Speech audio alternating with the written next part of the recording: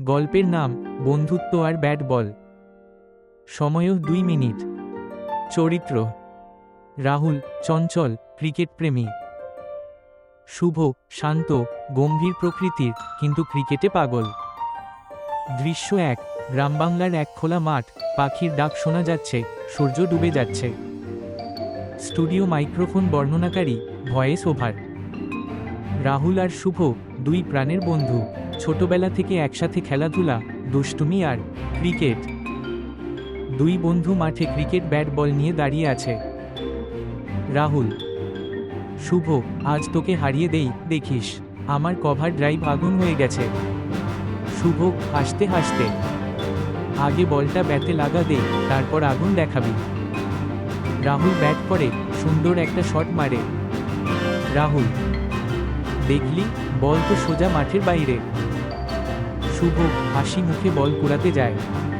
হ্যাঁ হ্যাঁ, আজকাল অনেক ডানা গজিয়েছে দেখছি। দৃশ্য 2: বাড়ির উঠোনে বসে দুজন, মাটির চায়ের কাপ হাতে। স্টুডিও মাইক্রোফোন বর্ণনাকারী: মাঠের বাইরেও ক্রিকেটই তাদের আলোচনার প্রধান বিষয়। রাহুল: শোন, বড় হয়ে ক্রিকেটার হতেই হবে আমাদের। বাংলাদেশের হয়ে খেলবো, 2 বন্ধু এক দলে।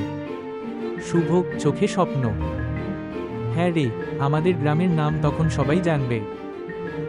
দৃশ্য 3: হঠাৎ বৃষ্টি শুরু হয়, দুজন দৌড়ে একটি গাছের নিচে আশ্রয় নেয়। শুভ: আজ আর খেলা হলো না।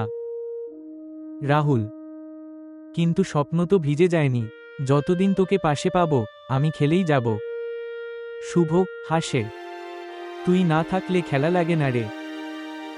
স্টুডিও মাইক্রোফোন বর্ণনাকারী: বৃষ্টি নামুক বা রোদ উঠুক, রাহুল আর শুভর বন্ধুত্ব আর ক্রিকেট ভালোবাসা কোনোদিন থামে না।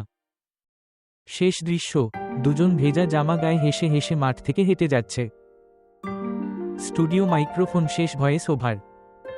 জীবনের মাঠে এমন বন্ধুত্বই আসল জয়। ব্যাটে বল লাগুক আর না লাগুক, স্বপ্নটা ঠিকই ছুটে চলে।